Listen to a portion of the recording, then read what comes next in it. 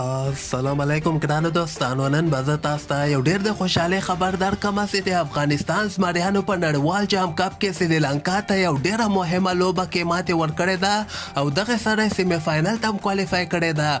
که تاسو مهرباني له زړه نه خوشحاله سوي یاستئ نو دغه ویډیو در سره حتما لایک کړئ او لاندې په کمنټ کې افغانستان زنده باد هم در سره ولیکئ. زه به تاسو ته ووایم چې نن د افغانستان 19 کلن او د سریلانکا 19 کلن دغه کوارټر فاینل لوبه په نړیوال جام کپ کې تر سره سوله.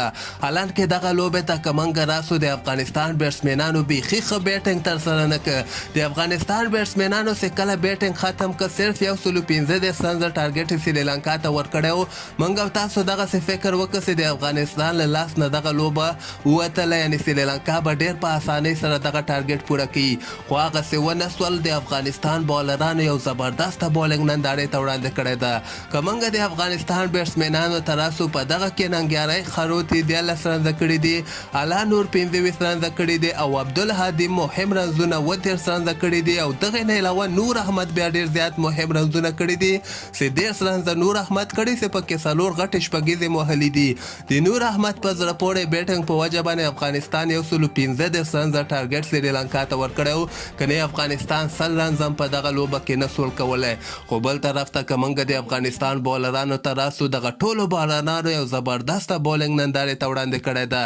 بلال سمی ورته په پاور پلی کې 2 لوبغاړي آوټ کړه چې بلال سمی په 10 اوورو کې 33 رنزه ورکړي او د سریلانکا 2 مهم لوبغاړي آوټ کړي دي. نوید زدران هم بیا په دغه لوبه کې ښه بالنګ ترسره کړ، یو لوبغاړی آوټ کړی ده.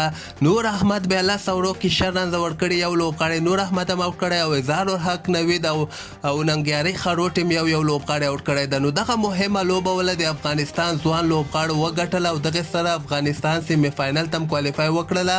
نو دغه یو ډېر د خوشحالۍ خبر ده چې افغانستان یو بایللې لوبه وګټله، که نه یو وخت کې خو داسې معلومېده چې سریلانکا به دغه لوبه وګټي. حالان کې د یو وخت کې د سریلانکا په 140 رنزو کې 7 لوبغاړي آوټ ول. هغلته موږ دغسې فکر وکړو چې افغانستان به دغه سریلانکا 100 کې آوټ کړي، خو بیا هغسې ونه سول. د سریلانکا 2 لوبغاړو پارټنرشپ وکړه، خو بیا هم دغه د افغانستان لپاره ښه خبر ده چې هلته د سریلانکا ویکټ یې وغورځېدلې. د افغانستان صرف 4 رنزو باندې دغه لوبه ګټلې ده. نو ټولو د افغانستان د کرکټ مینوالو ته ډېر زیات مبارکي او همدغسې تازه خبرو لپاره تاسو دغه چینل هم در سره سبسکرایب کولی شئ.